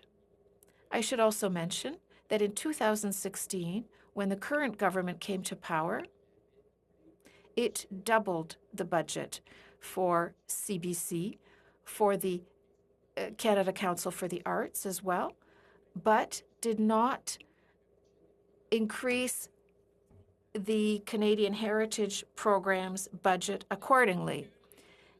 In other words, we're slipping. There's some slippage. We're going backwards. That's the issue. We really need some sort of joint activity, and perhaps the Minister of Tourism could work with Canadian Heritage. Yes, absolutely. So I'm saying that these two programs need to be more robust. But yes, as well, Canadian Heritage could work with economic development agencies. So there was some sort of joint tourism event program that would generate economic activity. Thank you, Mr. Roy. For 6 minutes, please. Thank you, Mr. Chair, and thank you to all of our witnesses. I have a few questions actually for Mr. Mitchell to start with. I don't think people necessarily across the country maybe recognize just how important the Edmonton International Fringe Festival is for theatre in this country, and what a wonderful festival it is for our community. It is in fact the heartbeat of Edmonton, Strathcona. It's actually where I met where my husband and I had our very first date, and we are now going on our 20-year anniversary, and we have celebrated our anniversary at the Fringe every single year. One of the things that I wanted to ask you about, Mitchell, so that I can ensure that, Mr. Mitchell, that I can ensure that I can actually go on my 20th year, is could you talk a little bit about what the rebuilding and the restarting for the Fringe Festival will look like in your opinion? Thank you very much, and I'm so happy to hear that you have such a strong connection to us. We hear so many stories about the impacts of festival events and Fringe in particular that it's always great to hear. I would say that the rebuild is going to be slower than any of us want. The reality is that the sort of ecosystem of revenue that needs to be generated in order to build out an event like ours requires the ability to bring together people en masse. Critical mass is the thing that we're all built on. We are working very hard to connect artists and audiences in small ways. You know, I have a theater that's currently operating with a max capacity of between 20 and 30 people. That doesn't pay anyone's bills at the end of the day. And we are currently looking at a 2021 festival that might possibly be a small version of live performance in a scaled back way, but do not actually understand if we can even consider an outdoor site component right now, which is where a massive part of our revenue comes from. So looking forward then, you, similar to what Mr. Roy was saying, you're looking at the 2022 festival as sort of the first time that the Fringe Festival is actually back in its traditional format. Yes, we're looking at 2021 being a bit of a nucleus build out, probably similar to what our very first festival looked like, more than what our 39th festival should have looked like. Well, I'm sure it'll still be wonderful. Could you talk a little bit to, I know you touched on this a bit in your opening comments, but could you talk a little bit about the impacts that the Fringe Festival or the lack of being able to go forward with the Fringe Festival has had on the artistic community, on our vendors, and maybe even just a little bit on what you know of the impact on the White Avenue or the greater Edmonton community? Absolutely. The reality is that I normally have 250 people plus on my payroll. I currently have 17. It jumped up to about 23, including the Canada Summer Job students I was able to keep employed this summer. It's a complete devastation, and we're one of the more diverse and versatile organizations in our community. We've managed to open up a couple of spaces. We're dedicated to being a part of the solution for lots of small arts organizations rebuilding because we are the stewards of a physical asset that community can be built around. Yeah, it's and I know that the Fringe Festival is the biggest festival in North America, but that is replicated across the country in other smaller festivals, I'm sure. The next question I have actually is for Ms. Henderson. So, Ms. Henderson, you talked a little bit about provincial regulations and the impact of different provincial regulations. Is that a concern? Is that an effort that maybe we could be doing, is to make sure that there is harmonized regulations, harmonized restrictions that are happening across the country? Would that be helpful? You know, I'm not sure I can answer that one properly, because I think we really take advice from medical officers of health, and I think the situation is quite different. What we do know right now for many sports is that in order to be able to deliver just a tiny bit of sport in a safe manner, we have to spend an awful lot of money and a lot of our resources putting something in fanless buildings and just allowing some people to enjoy a tiny bit of sport. I think what we're really missing is, in fact, and I'll kind of go on record, I could talk about curling. It's one of the last great interprovincial, interterritory competitions there is. I mean, you truly have to be a Canadian, you have to come from that province, and you have to come and compete at one of our men's or women's or any of our championships. And, I think it really, I think I kind of want to go back to, why we're here is any help that you can help us, get to. But really what it is, it's these large events create not just economic impact for people in the cities, the way some of my colleagues here are speaking about, but the money that we make as not-for-profits gets invested across the country again, to juniors and to and young people that are starting out for the first time. So, when it goes into our clubs and it goes into places that everyday Canadians play. Very much. Thank you, Ms. McPherson. Mr. Shields, for 5 minutes, please. Thank you, Mr. Chair. I very much thank the people on our panel today. Mr. Roy mentioned a deficit number. So what I'm going to come back to Mr. Mitchell and Ms. Henderson in a sense that he's suggesting a number. And I believe this is part of economic recovery and will be significant to economic recovery. So in thinking about it in the next 6 months to a year, could it be feasible to develop a deficit number that could be collated across the country to deal with?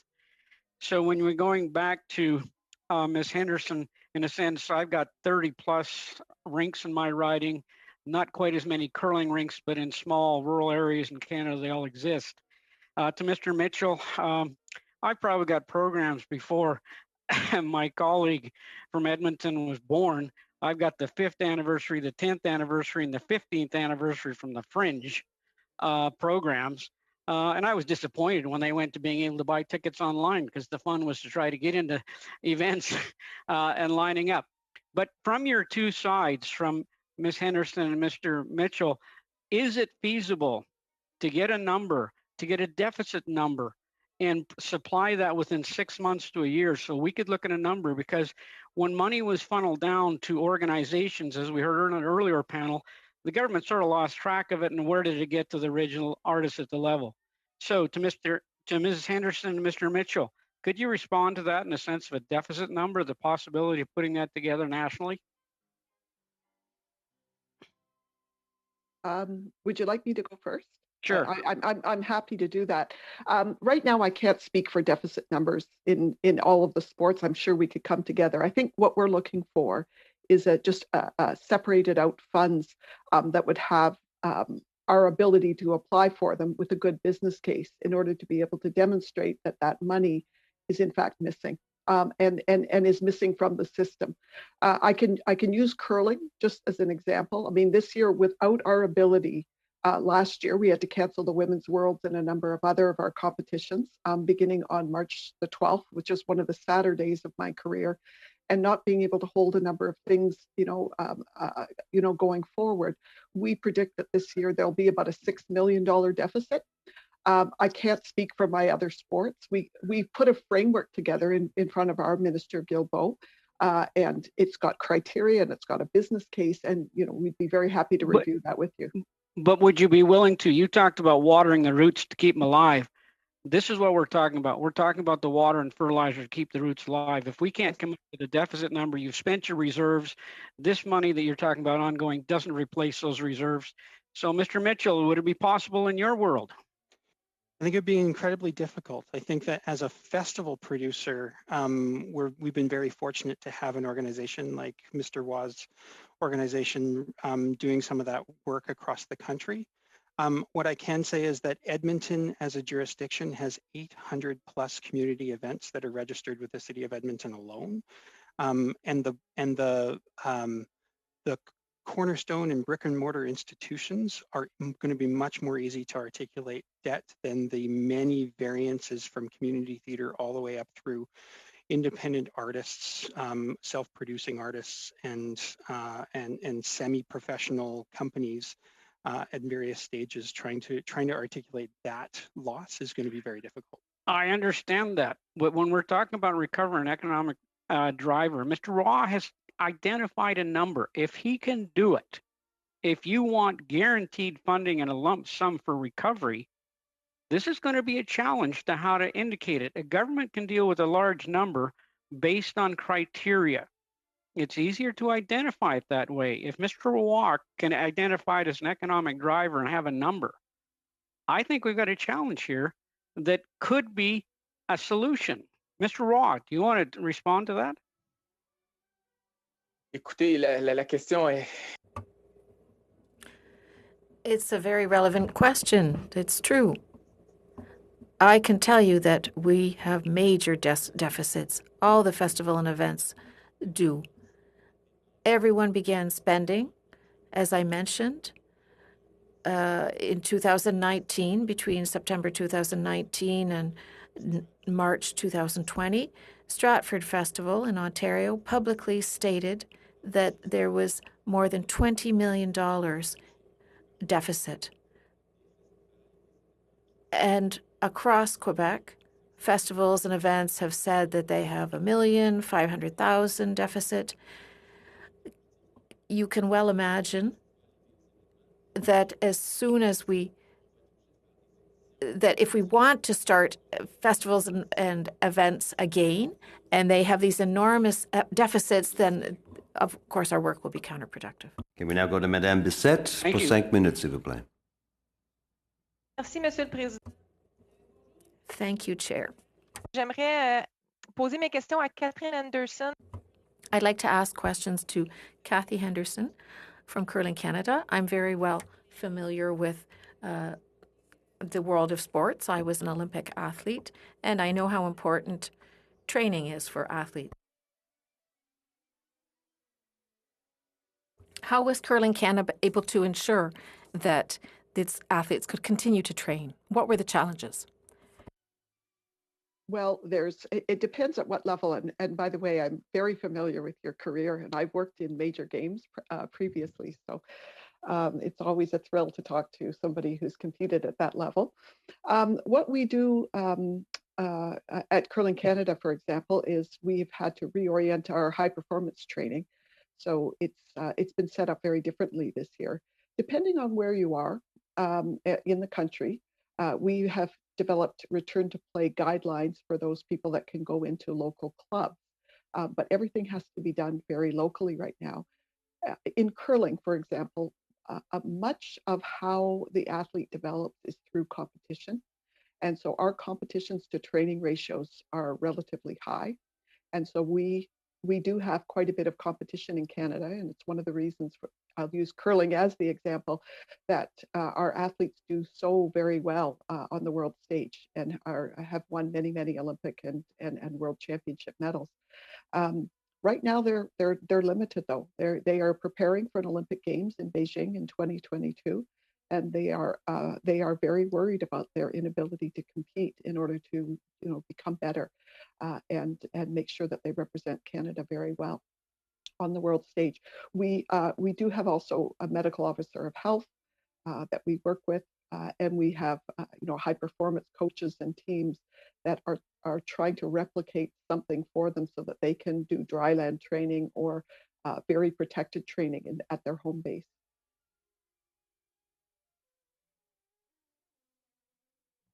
Madame Bissette, apologize, you're on mute. Yeah. Merci. Okay, thank you. I'll go to my third question quickly because it's related to, c'est relié avec ce que vous disiez. Is linked to what you were saying before. You were able to hold events or a few events? If so, how did that take place? How did they go? We have not been able to hold any events as of yet, but what we have done is we've provided support and particularly medical advice and return to competition advice for those athletes that wish to play in their local and home territory. through our national team programs. But at this point, Curling Canada has not been able to hold events for these athletes. Thank you. J'aimerais bien aussi savoir. I'd also like to know how the federal government has been able to assist Curling Canada since the beginning of the pandemic. Could you tell me a little more? Yeah, okay. So I would say, and we're very grateful for the assistance that we've received so far. We were able to access some of the money from the emergency funds that were provided. So that actually helps us survive as an NSO, as an organization. And we were able to access some of the emergency wage subsidy funding over the last number of months. But beyond that, and I guess really what we're asking for is to say, when we put on a competition, it's not really for our own survival, it's for the survival of the system, because these major competitions, which have commercial aspects to them, and we're differently funded than many of the national sport organizations in that we're able to hold these very large events.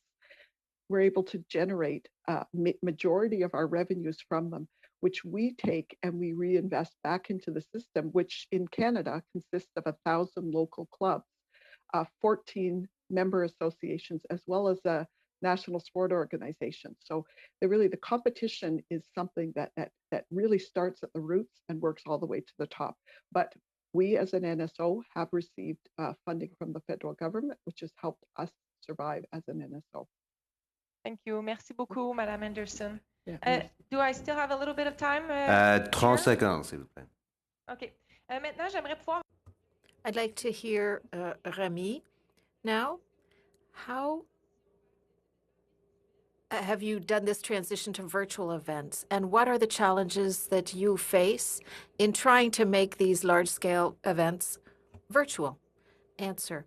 I know we have very little time, but there's a lot of possibilities. The Franco Festival and the Jazz Festival set up a virtual component. They had pre-recorded events. And then there has also been small events that were free, small-scale events. Others, they were free. And then there have also been events with tickets sold. 30,000 tickets were sold for a recent event. So there's hybrid, there's 100% digital, and there are in-person performances with a reduced audience. Madame Desbiens, Madame Desbiens, you have 2 minutes and 30 seconds. Thank you, Mr. Chair. Let me ask my question of Mr. Roy.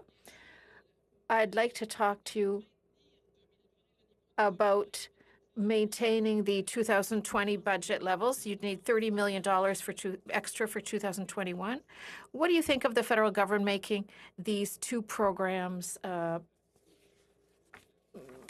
perennial or for the long term? Answer, that would be the very least they could do. We were happy that in 2019, these two programs received additional funding, but it just didn't make sense that the funding was only for 2 years. The budget hadn't changed for 11 years prior to that 2019 change, so it just didn't make sense to go back to that previous level. We think more should be done. That's what we've always thought. And during the pandemic, this funding should be made permanent.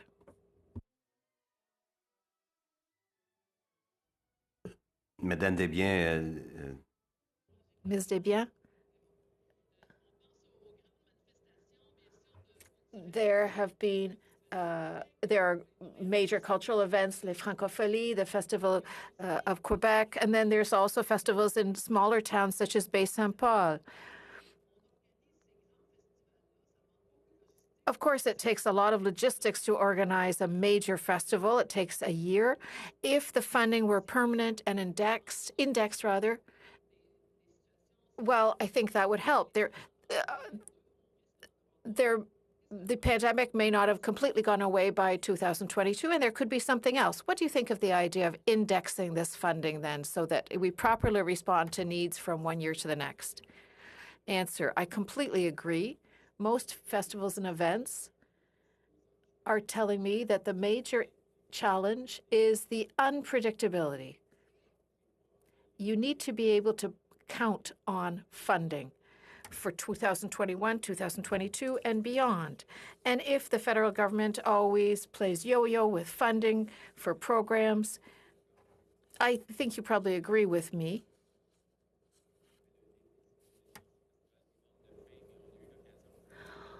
One of our members, that is Adam Mitchell from the Fringe Festival. He's one of our members. He will tell you that this needs to be done properly, that there has to be agreements and many other administrative. Minutes, please. You're squeaking me in there, I see. Yeah, Thank yeah. you very much, Mr. Chair. So I have another couple questions from Mr. Mitchell. One of the things that we see when we look at the Fringe Festival and other festivals is twofold. One, that we do need to figure out a way to get the support to the artists and make sure that artists are supported. So one of the things that we're interested in looking at is guaranteed basic income. And do you feel, and very quickly please, but do you feel that that would be helpful for the sector, helpful as we go into the 2021 season and then again through until we get to the 2022 season, please? Yes, absolutely. It would give us the best chance of retaining incredible talent while we wait to restart. Thank you. And then just following up on that, in terms of the second piece, it is that support that we want to be able to get to venues. So of course, the Fringe is a multitude of venues, but just within the theatre community, particularly in Edmonton, Strathcona, has the rent subsidy program worked? How could it be made better? Is there concerns that it will end and people will be left high and dry, I guess? I think the nature of most of the actual brick and mortar institutions in arts in Canada, very few of us are renting into the traditional form. Some are, there is no doubt. But for most of us, we either are on city property with a multi-year lease, those sorts of things where the rent subsidy we were not actually eligible for. And I guess that's a question I have both for you and for Ms. Henderson. The municipalities, I've been speaking to the municipalities, and they're in dire straits, of course, as well. Their revenue streams are much smaller. And so a lot of the funding that comes through the municipalities through grant programs, particularly I know in the city of Edmonton, aren't going to be available. There is some discussion that those will be shut down, both for sport and for arts. What do you anticipate the impact of that being on you, Mr. Mitchell? And then I'll ask Ms. Henderson. We don't know what the future of grant funding for ourselves is at the municipal level. I can tell you that it is more than twice as much as I receive from any other funder locally.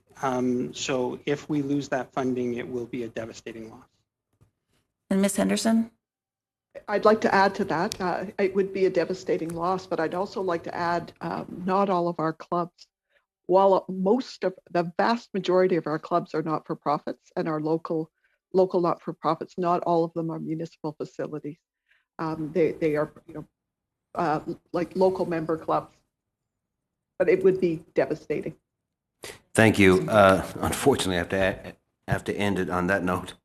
But then again, it's illustrative of what's happening across this country. So I want to thank all our witnesses for coming in and providing some great information from varied backgrounds, I might add. I want to thank Ms. Henderson. I want to thank Mr. Mitchell. I want to thank Monsieur Roy for being very generous with your time today and helping us in our report.